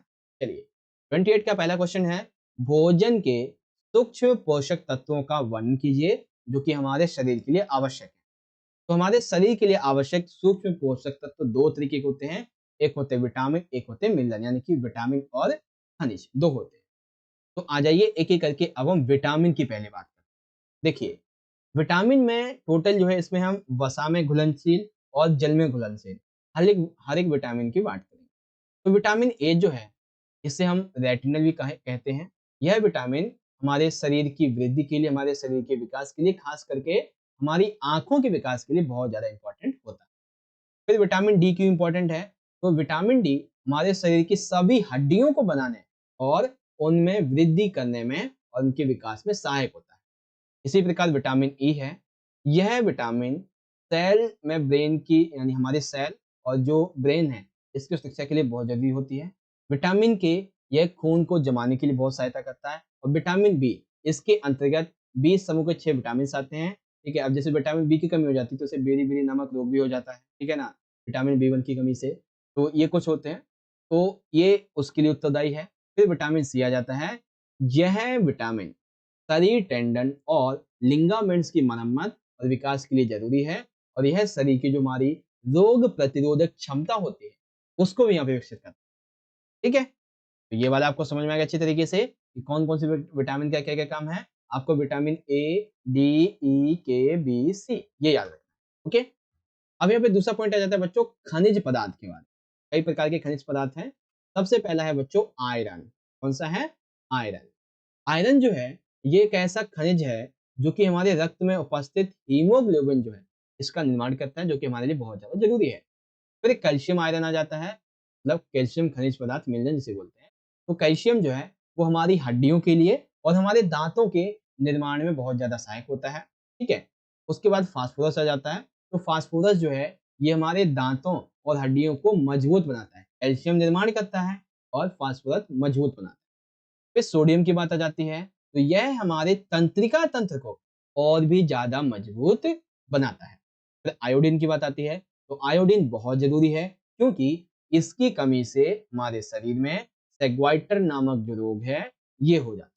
और फिर आता है फ्लोराइड। यह हमारे नाखूनों और दांतों के निर्माण के लिए बहुत ही ज्यादा मजबूत से काम करता है और ये सहायक होता है। ठीक है, कंप्लीट है, ये आपको समझ में आ गया अच्छे तरीके से। चलिए, तो ये हमारा क्वेश्चन नंबर जो 28 का पहला वाला पार्ट था। आई होप अब आप यहाँ पे समझ गए होंगे। अब देखते हैं कि अथवा में क्या दिया गया है कि संतुलित आहार को निर्धारित करते समय किन कारकों को ध्यान में रखा जाना चाहिए। तो बहुत सारे कारक हैं, खास करके जो क्या नाम है, ये क्वेश्चन जो है इसके अंतर्गत मैं आपको 7 से 8 पॉइंट बताऊंगा जिसमें से आप कोई 5 याद करें। तो संतुलित आहार को निर्धारित करते समय हमें निम्नलिखित कारकों को ध्यान में रखना चाहिए। सबसे पहला बच्चों उम्र। क्यों भाई उम्र क्यों इंपॉर्टेंट है? क्योंकि जैसे जैसे बच्चों की उम्र बढ़ती जाती है, वो किशोर अवस्था में आते हैं, किशोर से थोड़ा और आगे की तरफ जाते हैं, तो उन्हें अपने आहार में अधिकतम जितना हो सके उतना प्रोटीन चाहिए। ठीक है, लेकिन जैसे जैसे उम्र ढलती जाती है प्रोटीन व वसा से उन्हें बचना चाहिए, जबकि किशोरों के लिए ये जरूरी होती है। उम्र ढल रही है तो उन्हें खनिज व विटामिन ये ज़्यादा लेने चाहिए। तो उम्र डिपेंड करती है, अगर वो बच्चे हैं या फिर किशोर हैं तो उनके लिए वसा, प्रोटीन ये सबसे ज़रूरी है। अगर आप वृद्ध हैं तो आपके लिए इनकी ज़रूरत है नहीं, आपके लिए जो खनिज और विटामिन है ये ज़्यादा ज़रूरी है। फिर एक आता है लिंग। जिस प्रकार से पुरुष जो है वो अधिक बाहर काम करता है तो उसे अधिक कैलोरी की आवश्यकता पड़ती है, और महिला अगर यदि घर में काम करती है तो उसे कम कैलोरी की आवश्यकता पड़ती है। वैसे इसके उलट अगर पुरुष घर में रहता है, महिला जो वो खिलाड़ी है, तो उसको महिला को अधिक कैलोरी की भोजन की आवश्यकता और घर में रहने वाले पुरुष को कम की आवश्यकता। आपके काम पे डिपेंड करता है। फिर व्यवसाय की बात आ जाती है, तो जो व्यक्ति, जो भी व्यापारी, जो भी मजदूर है वो ज़्यादा मेहनत वाला काम करेगा, सिंपल सी बात है उसे अधिक एनर्जी के लिए अधिक कैलोरी वाला भोजन खाना पड़ेगा। और जो आलसियों की तरह घर में ही पड़े रहते हैं, उनके लिए तो ऐसा खाना जो है उनके लिए काल के समान है, ठीक है ना? वो उनको उनकी मृत्यु के पास में लेता चला जाता है, ठीक है ना? तो ये चीज़ है। फिर शरीर का भार आ जाता है, जिस व्यक्ति का अधिक भार है, उसे हमेशा ज़्यादा कैलोरी वाले और ज़्यादा रेशेदार भोजन से बचना चाहिए। और जो पतले और कमजोर लोग हैं, इनको रेशेदार भोजन ज़्यादा लेना चाहिए क्योंकि इनमें अधिक प्रोटीन होता है और इनको प्रोटीन की आवश्यकता भी होती है। ठीक है? चलिए, आगे बात आती है विशेष खेल अनुसार, अर्थात विभिन्न खेल कूद जैसे कि लंबी दूरी की दौड़ें करने वालों को अधिक वसा और कार्बोहाइड्रेट की आवश्यकता होती है। खेल के अनुसार भी होता है, जैसे आप रनिंग करते हैं, ठीक है? कोई रनिंग करता है 400 मीटर की, कोई रनिंग करता है 2 किलोमीटर की, ठीक है? एक रनिंग है 400 मीटर, एक है 2 किलोमीटर की। उसमें किसको ज़्यादा आवश्यकता होगी? जो ज़्यादा दूर तक दौड़ता है। ठीक है, या फिर जो ज्यादा खेलता है उसको जरूरी है। फिर गर्भवती व स्तनपान करने वाली महिलाओं के लिए भी, क्योंकि गर्भवती व स्तनपान कराने वाली जो महिलाएं हैं इनको और ज्यादा कार्बोहाइड्रेट, वसा, प्रोटीन, खनिज तत्व, विटामिन की आवश्यकता होती है, क्योंकि महिलाओं के स्तन के द्वारा जो उनका शिशु होता है वो दुग्धपान करता है, उससे जो दूध में, ठीक है ना, उस बच्चे को प्रोटीन, वसा, विटामिन सब कुछ माँ के द्वारा से मिल जाता है। लेकिन अब माँ के शरीर में तो कमी हो जाएगी, इसलिए माँ को जो है वो ये चाहिए होता है। तो ये किस-किस से मिलता है? ये खाने-पीने से, कुछ अच्छे आहार से मिलता है। फिर स्वास्थ्य समस्या के दौरान जब आपको कभी चोट लग जाती है या फिर आप किसी खास तरीके से बीमार हैं तभी ऐसा होता है, या फिर चिकित्सा के परामर्श के आधार पर जो कोई रोगी है या बीमार है वो डॉक्टर की सलाह ले सकता है कि मुझे कैसा-कैसा खाना जो है वो खाना चाहिए। ठीक है? ओके, चलिए आगे यहाँ पे बात आती है इंग्लिश मीडियम में, describe the micro nutritions of food which are essential for our body. तो कौन-कौन से? पहले विटामिन की बात आ जाएगी। तो विटामिन के बारे में आप इन 7 विटामिनों के बारे में वर्णन करेंगे, 7 नहीं 6 हैं। ए, डी, ई, के एंड बी, सी इनके बारे में। फिर मिनरल्स की बात आ जाती है। तो मिनरल्स के बारे में आप iron, calcium, phosphorus, sodium, iodine, एक और है फ्लोराइड। इन 6 की बात करें। ठीक है? एंड देन सेकंड क्वेश्चन आ जाता है, what factors should we keep in mind while determining a balanced diet. तो क्या-क्या है भाई? सबसे पहला आ जाता है एज, दूसरा आता है जेंडर, तीसरा ऑक्यूपेशन, थर्ड आता है body weight, fourth according to specific sport, pregnant and lactating women, during health problems and on the basis of doctor's advice. ठीक है? ठीक है। ओके, तो अभी तक के क्वेश्चन आपको समझ में आए हैं? तो जितने भी बच्चे अभी तक लाइव सेशन में जुड़े हुए हैं, ठीक है? वो सभी के सभी लाइव सेशन में या फिर आप सभी बच्चे कमेंट बॉक्स में आंसर दीजिएगा, यस सर हमको ये क्वेश्चन समझ में आ गए हैं। ठीक है? आंसर करेंगे, फिर हम यहाँ पे आगे आगे बढ़ते हैं। ओके? तब तक मैं भी एक बार पानी पी लेता हूँ।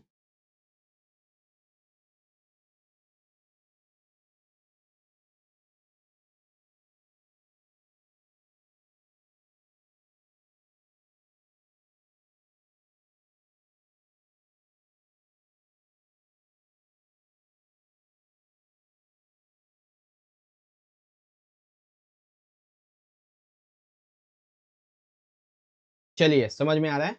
ओके, चलिए स्टार्ट करेंगे अगले क्वेश्चन की तरफ। अब क्वेश्चन नंबर जो 29 है, ये एक ऐसा क्वेश्चन है जिसमें से आपके 5-5 नंबर के 2 क्वेश्चन भी निकल जाएँगे, जिसमें से आपके 3-3 नंबर के 4 क्वेश्चन भी निकल जाएँगे। इसलिए ये एक क्वेश्चन नहीं, ये 2-3 क्वेश्चन है एक साथ, ठीक है? देखिए क्या क्वेश्चन है, एनोरेक्सिया नर्वोसा शुथा अभाव ये होता क्या है? इसके कारण क्या होते हैं?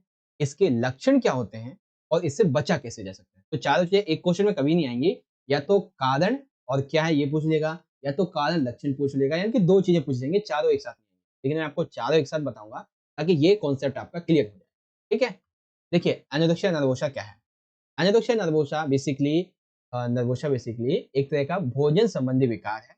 यह एक मानसिक रोग है जो कि प्रारंभिक और जो मध्य किशोर अवस्था वाले बच्चे होते हैं इनमें ज़्यादा पाया जाता है। क्योंकि इस अवस्था में जो व्यक्ति होते हैं, जो बच्चे होते हैं, वो अपने शारीरिक भार को कम करने के उद्देश्य से अपना जो भोजन है इसको खाना बहुत कम कर देते हैं, जिसकी वजह से वे पतले और दुबले प्रतीत होने लगते हैं। ठीक है? पीड़ित व्यक्ति अपना वजन कम करने के लिए कई प्रकार के अनुचित तरीके भी अपनाने लगते हैं। ठीक है? इसीलिए इस रोग से ग्रस्त जो व्यक्ति हैं, इनके हृदय और गुर्दों को बहुत ज़्यादा क्षति पहुँचती है, क्योंकि वो डॉक्टर की सलाह लेते नहीं है। कुछ देसी नुस्खे जो उनको पता चले इधर-उधर से किताबों से, बस उन्हीं को अपना लें। तो इससे क्या होता है, ये उनको बहुत ज़्यादा नुकसान पहुँचाते हैं, इवन उनकी जान तक को खतरा हो जाता है इससे। लेकिन फिर भी वही बात है ना कि 2 लोगों ने आपको जो बातें बताई, 4 लोगों ने, आपने उसी पे यकीन कर लिया, जबकि साइंटिफिक तो कुछ और ही था, है ना? तो ये होता है एनोरेक्सिया नर्वोसा। इसके कारण क्या होते हैं कि जो एडोलेसेंस के बच्चे होते हैं इनमें ज़्यादा ये पाया जाता है। सबसे पहला कारण है सामाजिक, अर्थात अक्सर हमारे माता-पिता या फिर हमारे जो मित्र हैं, इनके द्वारा हमारे शारीरिक आकार को लेके, हमारे शारीरिक रंग को लेके, शारीरिक छवि को लेके हमेशा उपहास उड़ाया जाता है। ठीक है? जिसकी वजह से हम इस बीमारी की ओर अग्रसर होते हैं, और कई बार जो है मॉडलिंग के चक्कर में खास करके गर्ल्स जो होती है इनमें ऐसा पाया जाता है, और कुछ बॉयज जो हैं इसकी इनके अंदर जिम्नास्टिक के कारण ऐसा पाया जाता है, जिम वगैरह नहीं कर पाते हैं, लोग करते हैं तो बॉडी अच्छा होता है, तो उसकी वजह से वो इसका शिकार बन जाते हैं।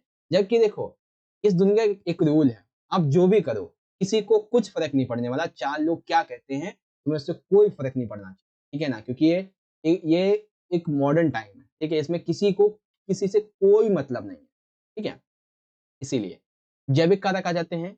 यदि इस समस्या से ग्रस्त कोई भी गर्भवती स्त्री शिशु को जन्म देती है, तो वो शिशु को इस समस्या से ग्रस्त होने की संभावना कई गुना बढ़ जाती है। यानी कि जैविक कारक क्या है? जैसे कि किसी महिला को एंडोमेट्रियम नार्वोसा है, नार्वोसा है बेसिकली, तो उससे जो संतान पैदा होगी, ठीक है ना, अगर वो गर्भवती उस टाइम पे भी उसे बीमारी है, तो संतान जो पैदा होगी उसमें भी 100 नहीं तो 99% चांस है कि उसको ये बीमारी लग सकती है। ये कारण होते हैं। तीसरा है व्यक्तिगत कारक। अक्सर व्यक्ति समूह में खुद को श्रेष्ठ साबित करने के लिए वह कितने नियमों को मानता है, ठीक है, आदेशों का पालन करता है, इसके कारण भी इस समस्या से ग्रस्त हो सकते हैं। यानी कि वो अपने समूह में जो उनका ग्रुप होता है, ठीक है, ट्यूशन का ग्रुप हो गया, कोचिंग का ग्रुप हो गया, या फिर आपके स्कूल का ग्रुप हो गया, आपके दोस्तों का सर्कल हो गया, आपके काम करने वाले ऑफिस वर्कर का सर्कल हो गया, आपके बॉस का सर्कल हो गया। तो इन सभी सर्कल में ना एक बंदा ऐसा होता है जो हमेशा अपने आप को श्रेष्ठ दिखाना चाहता है। वो बहुत सारे नियमों का पालन करता है या फिर वो करता ही नहीं है। तो ये इसकी वजह से भी उत्पन्न होता है। ठीक है? ये कॉन्सेप्ट था कि आखिर ये जो है क्यों उत्पन्न होता है। आगे आ जाइए, लक्षण क्या है? हमें कैसे पता चलता है कि इस प्रकार की बीमारी हमारे शरीर में आ चुकी है?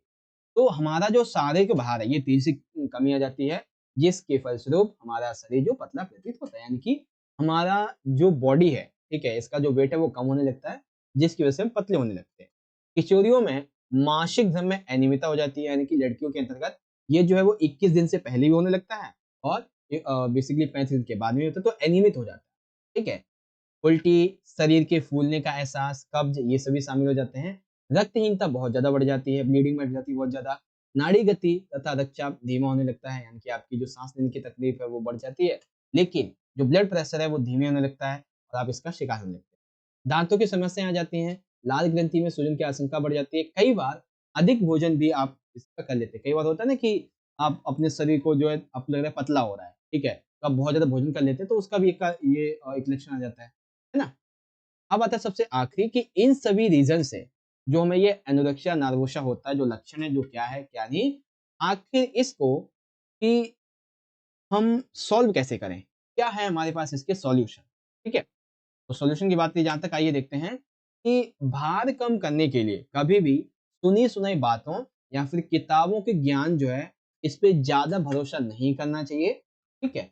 इसलिए हमें क्या करना होगा, जो आहार विशेषज्ञ होते हैं या फिर आपकी बीमारी के विशेषज्ञ, उनसे मिलिए, उससे सलाह लीजिए।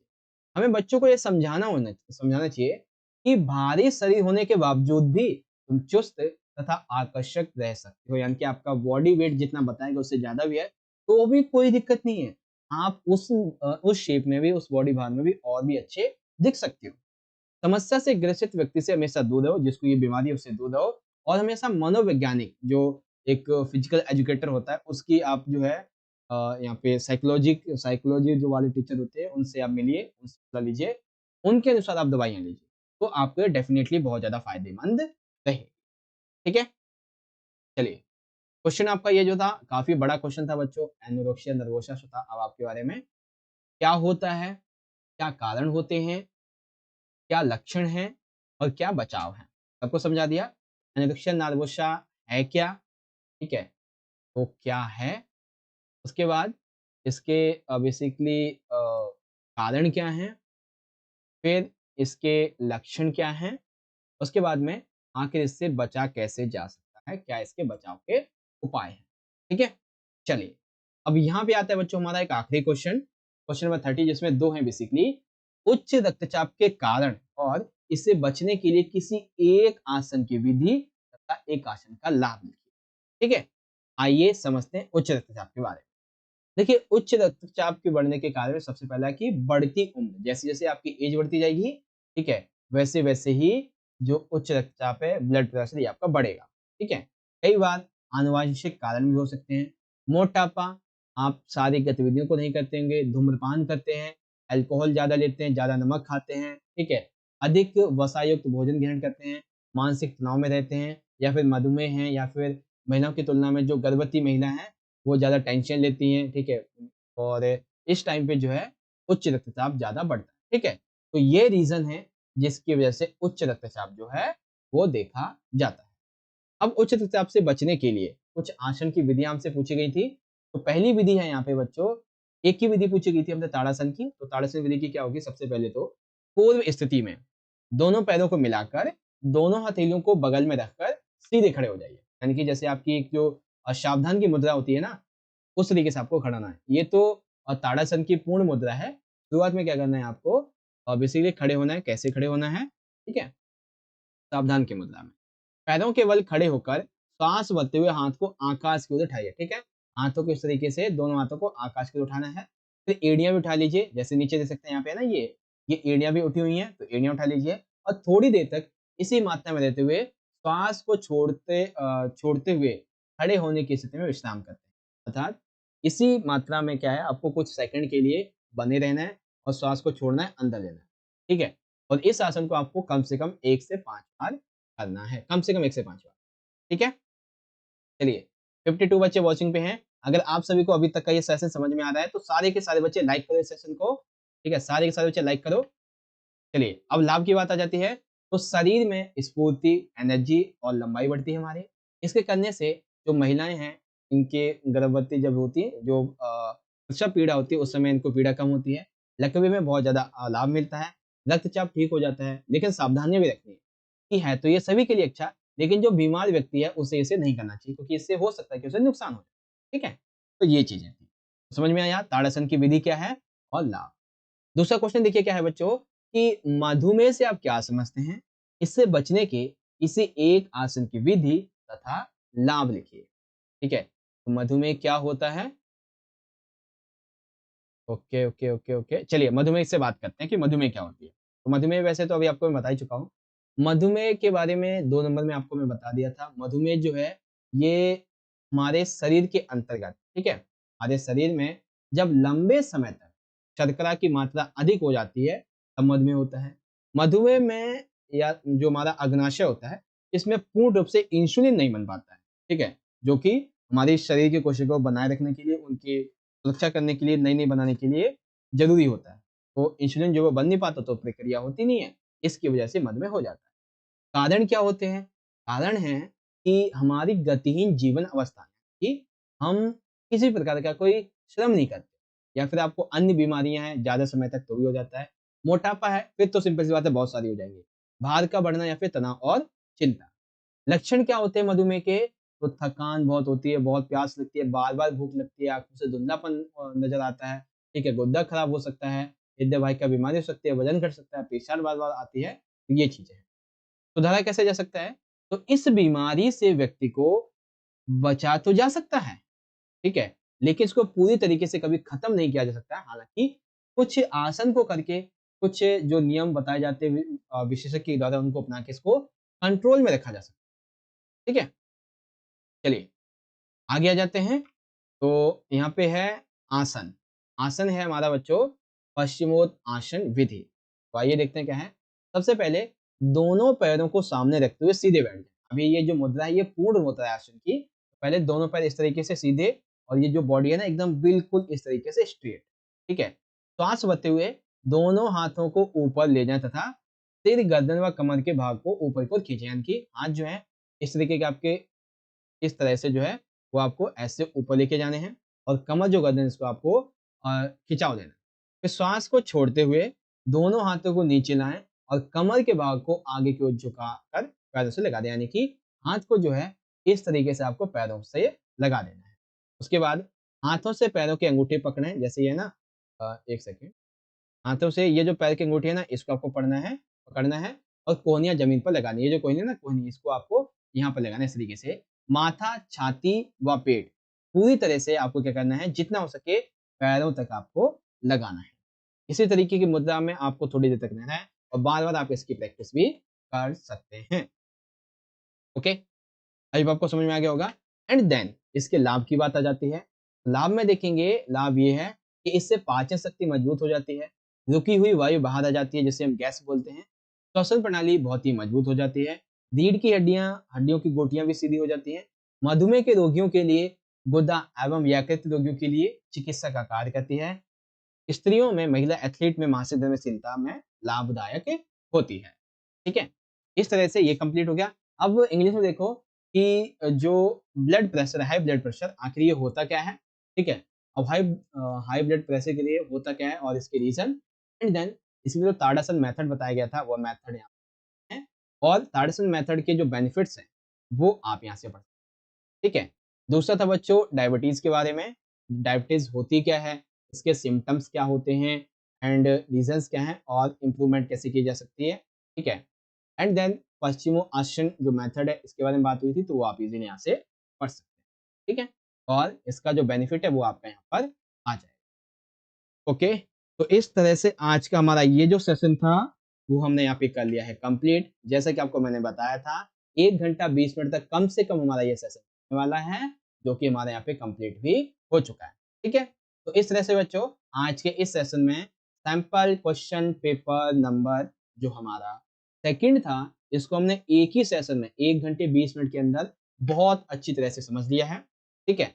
अब अगर आपको ये सेशन समझ में आया है, तो सारे के सारे बच्चे लाइव सेशन में कमेंट बॉक्स में बताइए अभी के अभी यस सर समझ में आ चुका है, कोई डाउट है तो पूछ लीजिए। और साथ ही एक चीज और बताना कि क्या आपको शाम को 7 बजे, ठीक है, शाम को 7 बजे आपको एक ऐसा ही लाइव सेशन और चाहिए जिसके अंतर्गत हम आपके sample question paper number third को बहुत अच्छी तरह से समझें, जो कि मोस्ट इंपॉर्टेंट होगा आपके लिए। अगर आपको ऐसा चाहिए तो लाइव सेशन बता दो, ठीक है, या फिर आप कमेंट में बता देना, ठीक है।